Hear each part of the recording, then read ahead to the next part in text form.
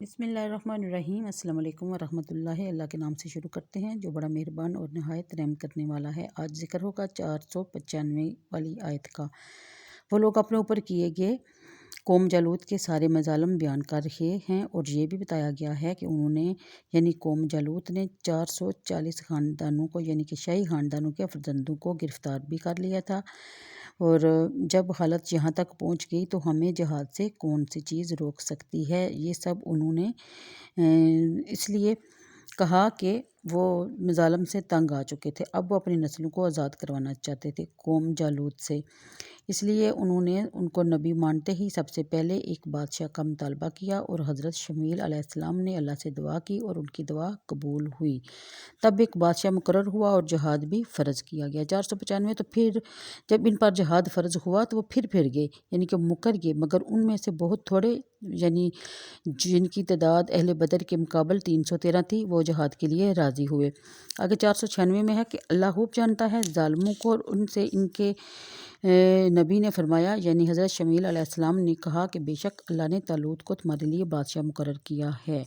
497 میں بتایا جا رہا ہے طالوت کا تعارف کہ طالوت بنیامین یعنی کہ حضرت یوسف علیہ السلام کے جو بھائی تھے ان کے بیٹے تھے، حضرت یعقوب علیہ السلام کی اولاد میں سے۔ آپ کا نام طول قامت کی وجہ سے یعنی کہ بہت لمبے قد کی وجہ سے طالوت رکھا گیا۔ حضرت شمیل علیہ السلام کو اللہ تعالیٰ کی طرف سے ایک عصا ملا اور بتایا گیا تھا کہ جس کا قد اس عصا کے برابر ہوا وہی بادشاہ ہوگا۔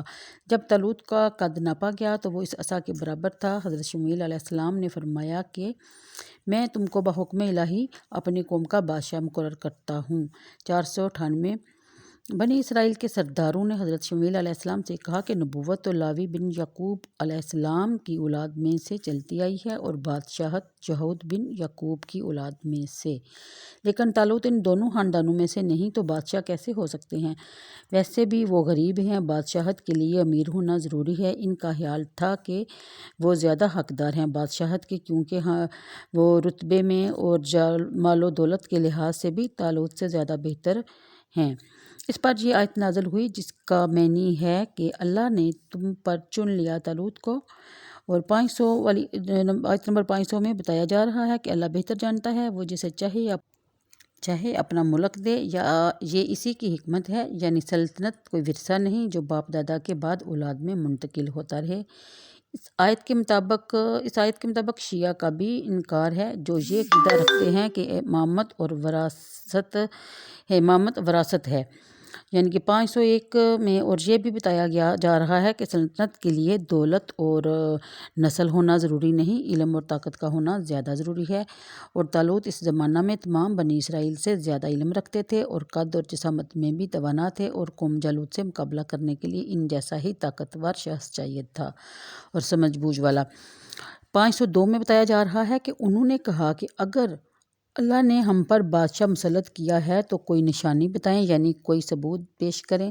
حضرت شمیل علیہ السلام نے فرمایا کہ اگر تابوت تمہارے پاس پہنچ آئے تو سمجھ لو کہ یہ اللہ کی طرف سے ہے۔ یہاں تابوت کا ذکر بھی کیا جا رہا ہے کہ وہ تابوت وہ تھا جس میں تبرکات تھے۔ حضرت آدم علیہ السلام سے لے کر نبی کریم صلی اللہ علیہ وآلہ وسلم تک تمام انبیاء کرام کی تصویریں تھیں، اور یہ تصویریں کسی انسان نے نہیں بنائی تھیں، اللہ تعالیٰ کی طرف سے تھی۔ جیسے ہمارے پیارے نبی صلی اللہ علیہ وآلہ وسلم کی تصویر ایک سرخ یاقوت کے اندر تھی، جس میں آپ بحالت نماز قیام میں تھے اور آپ کے صحابی ارد گرد موجود تھے، اور یہ تابوت جو ہے تمام انبیاء کرام کے پاس سے منتقل ہوتا ہوا جب حضرت موسیٰ علیہ السلام تک پہنچا، اور ہر نبی کے تبرکات بھی اس میں موجود تھے، یعنی حضرت موسیٰ علیہ السلام اس میں توریت بھی رکھتے، اس میں ان کے کپڑے وغیرہ بھی تھے، من و سلوہ جو بنی اسرائیل پر اترا تھا وہ بھی برکات کے طور پہ اس میں موجود تھا۔ اس میں نالین شریف بھی تھے، آپ کا عصا مبارک، حضرت ہارون علیہ السلام کا امامہ شریف، اور ان کا عصا بھی موجود تھا۔ بنی اسرائیل کیا کرتے تھے کہ جب انہیں کوئی مشکل پیش آتی تھی یا جنگ میں جاتے تو اس تابوت کو سامنے رکھ کر دعا مانگتے اور وہ قبول ہو جاتی اور دشمن پر فتح بھی حاصل ہوتی۔